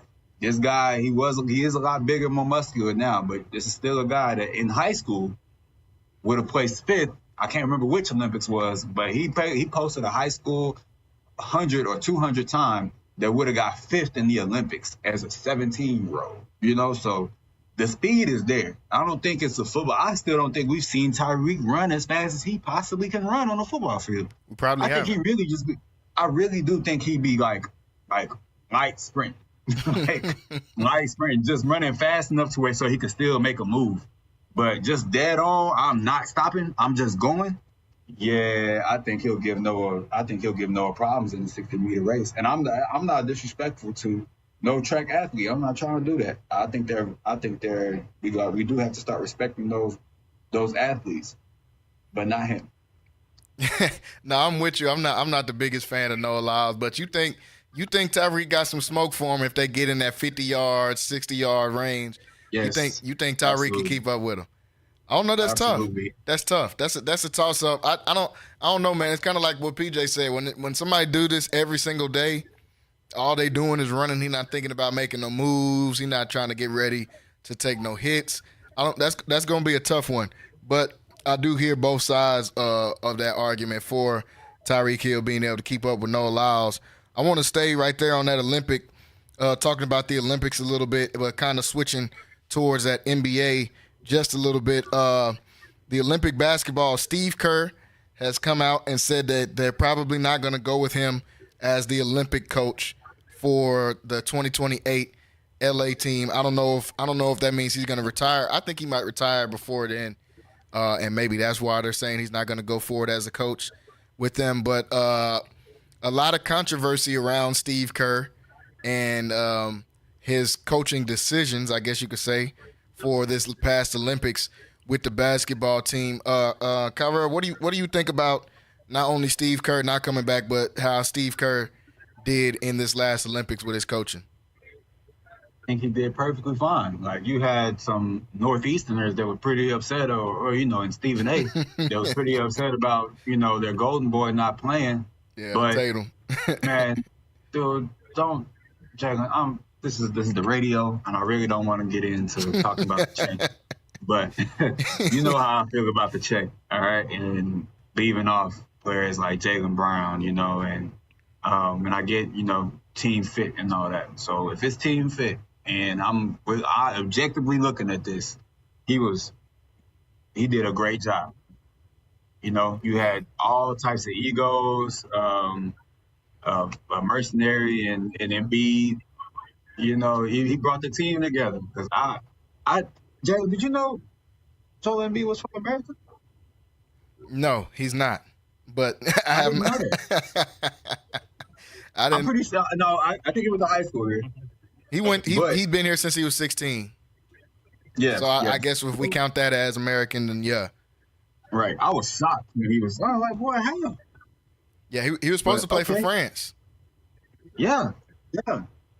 Really, Cameroon, if you want to be. He's from Cameroon. If he was playing where he's from, he was going to be playing for Cameroon, but somehow ended back up on the squad here with USA, which I'm cool with it. He definitely held us down in that Serbia game for sure. So I can't be too mad at it. Because I'm telling you right now, I saw Ant and Book, but they was parlaying after one of the games, and this guy was like, "Oh yeah, 2028, me and Book running this." All right, sir. Yeah, they gonna. I don't think. Yeah, they're gonna have to see it. They're gonna have to see about France in 2028. Right. I don't think we got the facilities for that big man. We might not got the bigs to go against the PJ. What do you think about Steve Kerr being out as coach in USA next Olympics, and about what he did in his last Olympics?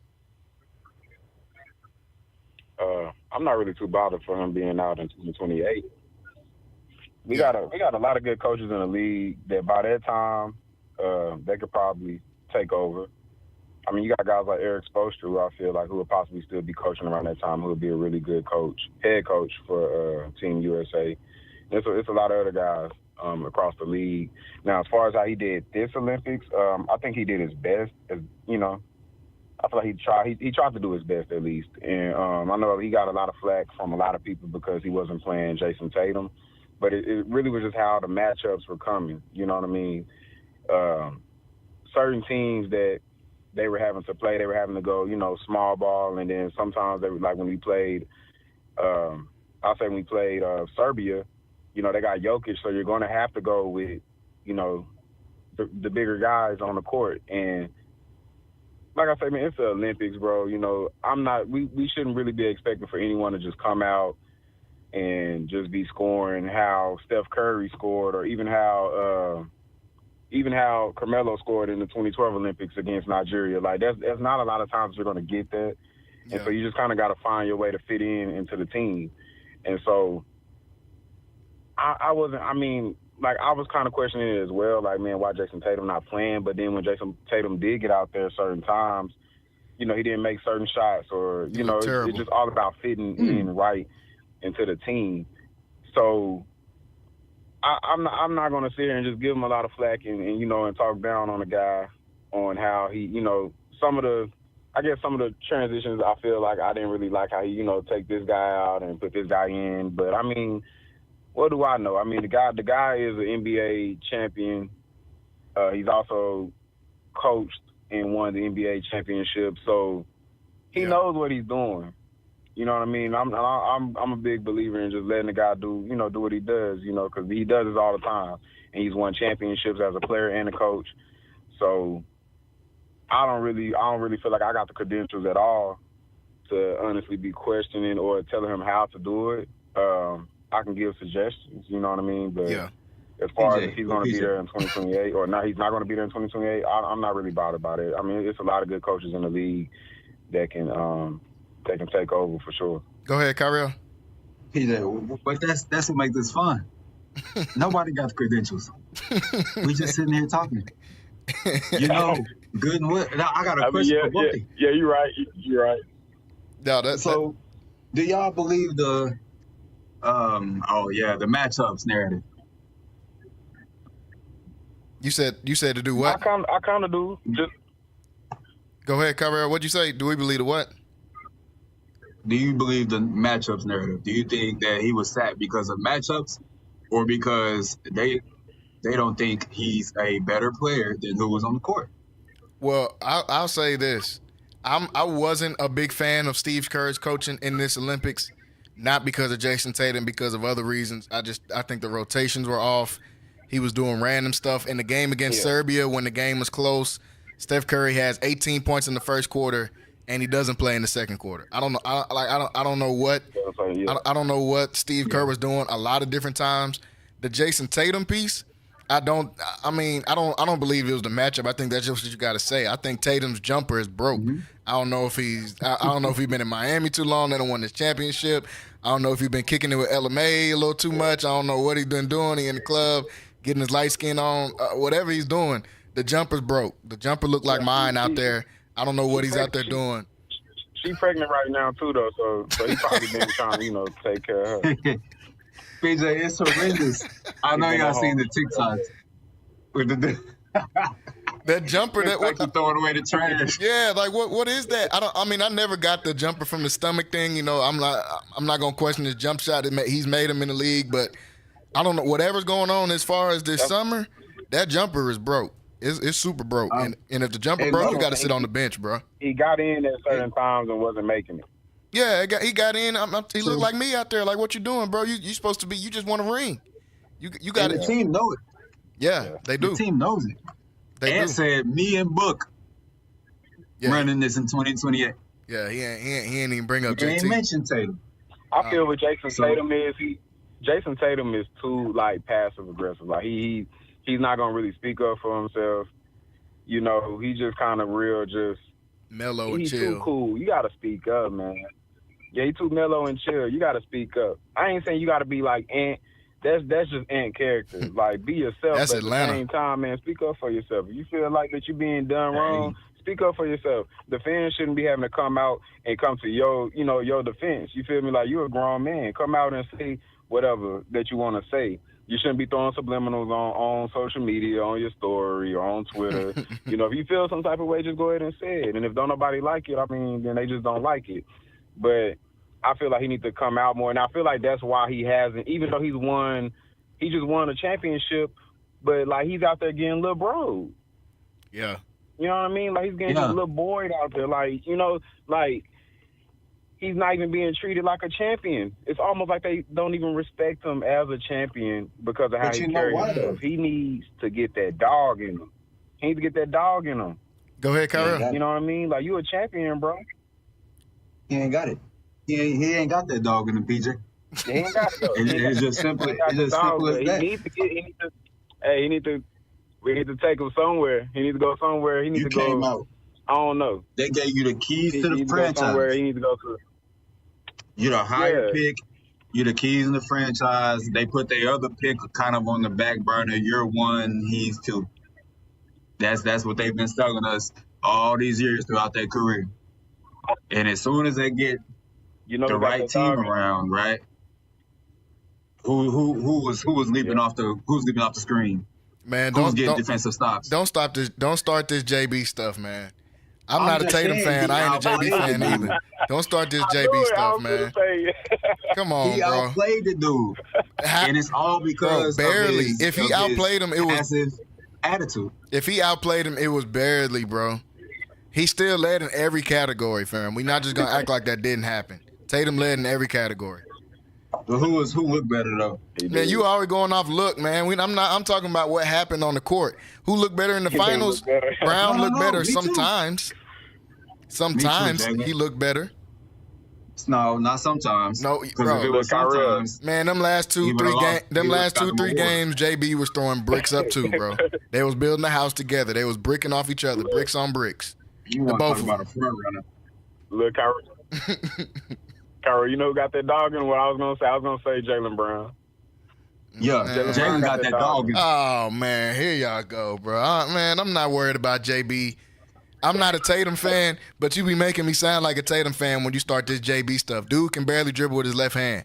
You seen him in the pool underwater trying to work on his left hand. Why you underwater working on your left hand? You been working on that, yeah. Man, get outside and work on the left hand. You underwater. What the water gonna do to you?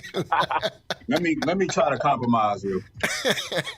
Okay, Jason Tatum is better than Jalen Brown, right? Yeah. But he's closer to being a Jalen Brown than being a superstar. I give you that. Okay. I give you that. Okay. I give you that. I think they're right there with each other. I think Brown is right there with Tatum. I just think Tatum is still better because when they're both having off nights, Tatum at least go get you 11 boards and 9 assists. When Brown is having an off night, he just out there with them tight braids. There ain't much happening. He just out there, forehead getting pulled back by them braids a little too tight. But I don't know. So I don't know about Steve Kerr and his coaching decisions as far as the Olympics. I want to touch one more little Olympic topic in basketball right before we jump off here, and we're going to close the show out here. Got a few minutes left. Dennis Schroeder has had a problem with Kevin Durant. Dennis Schroeder came out with a statement in the offseason talking about the difference between European basketball and American basketball, the NBA. Dennis Schroeder said European basketball is no entertainment. It's straight IQ basketball and straight coaching. So when the Team USA won, Kevin Durant posted a picture with his gold medal and said entertainment and IQ. So he's saying we got both. Dennis Schroeder takes offense to that. That's cap, bro. Dennis Schroeder takes offense to that some kind of way and says they won and KD tweeted high IQ and entertainment. That's just being weak. You are that type of star, and I have to say something to that has to say something to a person like me. Tells me how weak he is as a person. It is what it is. Not everybody is strong. Not everybody is in a good place. So I don't know. I don't know if Dennis Schroeder just don't like KD. Bro, I don't know if he just don't like KD or if he just really wanted to say this. Go ahead, PJ. What you think about this statement? It's just stupid to even say that, bro. Like it's so stupid to say that. That's so cap to say that. He said European is IQ and what else? He said European basketball is IQ and straight coaching, no entertainment, and the NBA is just entertainment. Name a European coach in the league. David Blatt, the last one I know about, he was with the Cavs for a couple minutes, and that was 2015.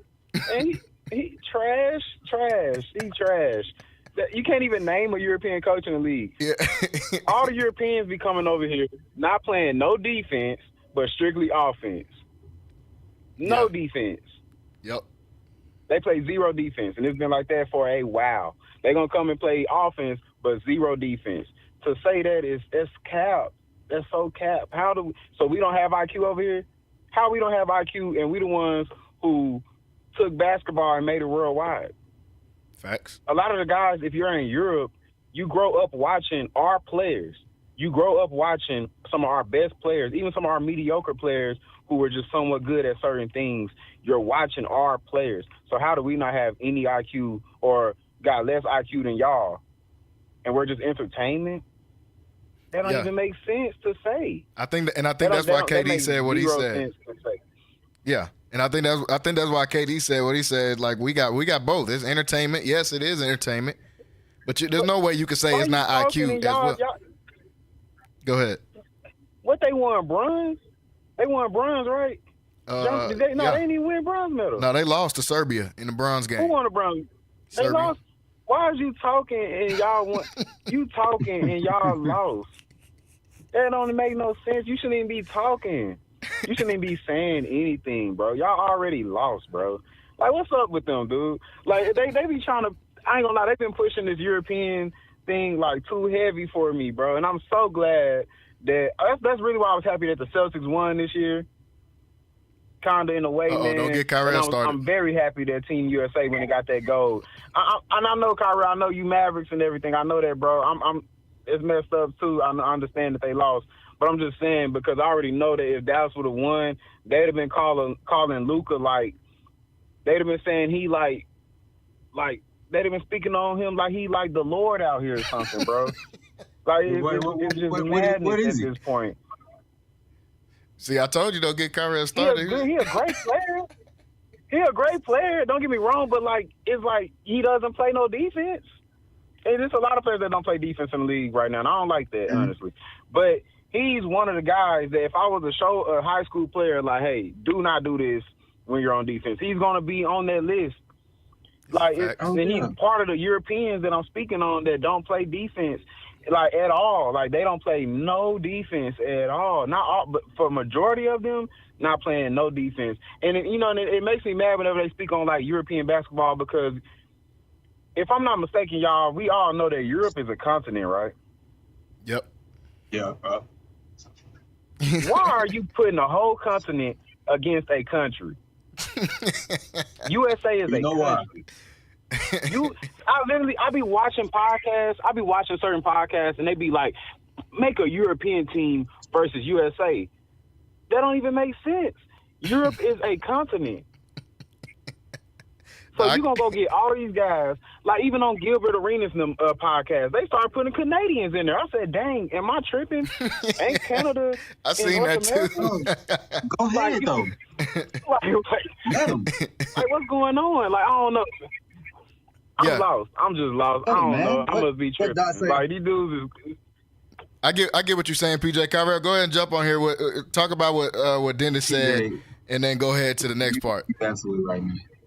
You're absolutely right. I have a lot to say about Dennis Schroeder, man. Dennis Schroeder, whatever you want to call it.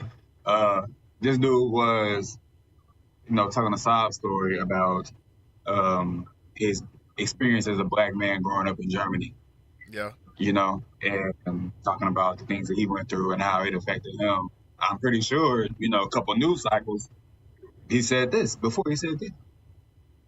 But I'm a big proponent of this saying right here, man. You don't because you can't. Yeah. You want to talk about entertainment or IQ, you ain't got no choice. You gotta be all IQ. You can't put that thing between your legs and bring it back over your head and dunk it. Like y'all can't even. I ain't never thought about that. You wouldn't imagine. You dreaming if you do it. So I'm very much just like the kind of disappointed in his inability to just like see the irony of him calling out IQ about a team that's full of black players, and then a couple days before, you're talking about how you got treated differently and you were dirty and all these other things. Those are his words that he was talking about. And God, the best league in the world is in America. Yep. We have the most what's the word I'm looking for? Magic, Paul, Steve Nash, all these players that were very cerebral players. And for you to come out and say it's all IQ basketball and their entertainment, that's an insult to intelligence. Yeah. And for that to come from somebody that should have got a front seat row to what it's like to be deemed lesser in whatever way, you should be able to, compartmentalize that and be like, hey, these things are kind of the same. And for me to say this is ironic or hypocritical to what I'm saying about the NBA. Yeah. But yeah, man, hold that up. Please. I was about to say hold the bronze, but they didn't even get the bronze. They lost to Big Yo. I wanted to too. They lost a big yoke on there, but before we close it out, Dennis Schroeder, I wasn't agreeing at all to what he was saying, and I don't know why he got so mad. I mean, I thought KD was just saying something back. He could have just left it at a little jab. He went in and started calling the dude weak, all type of stuff. So that's going. Oh yeah, Jalen. Yeah. Well, what team he on? What team he on? He on the Nets. He on the worst team in the league. He on the Nets. This dude said, "Why are you responding to a player like me?" Yeah, he did say that. He said, "Why are you responding to a player like me?" Like he called himself sorry in the thing. KD got to give him 50. It's gonna be 50. I mean, that's guaranteed. I think that. I think that's guaranteed. He's gonna give him a 50 piece. We're not like us in the background. No thanks. But yeah, I don't understand Schroeder's take on that. Why he got so offended about that. But that is what it is. And talking about low IQ, I think he should be probably one of the posters for low IQ because he turned down $80 million a couple years ago and been playing on league minimums ever since. So low IQ, that shouldn't come out of your mouth talking about somebody's IQ, bro. That was one of the worst contract denials probably in the history of the league. But shout out Dennis Schroeder, shout out to Germany, even though y'all didn't get bronze. Shout out y'all though, and shout out to USA definitely for bringing home that Olympic gold. Folks, we want to thank everybody for tuning in with us today, man. It was a lot of fun. Appreciate PJ and Kyrell for jumping on here with me, man. Definitely a lot of fun getting to talk through a few different topics. We will be back here tomorrow, folks, 5 to 7, same time. Make sure you guys go on to our social medias and check us out there. And that is Centex Sports TV on YouTube and Centex Sports Network on Facebook. Also, check out the Centex Sports One app as well as Centex Sports One. If you want to see some of the clips from this, go on Instagram and follow Centex Primetime on Instagram. That is at Centex Primetime. Also follow me on there as well at Jalen Gillis. Once again, want to thank everybody for tuning in with us today. We will be back tomorrow, 5 to 7, same time. We're going to jump into some high school football tomorrow as well as some college football. Thanks to everybody for listening with us. Thanks again, Kyrell and PJ, for jumping on here with me. We will see you guys next time. Have a good evening. CBS Sports Central Texas, KWBT HD2 Waco, Temple, Killeen, Fort Hood is CBS Sports Central Texas.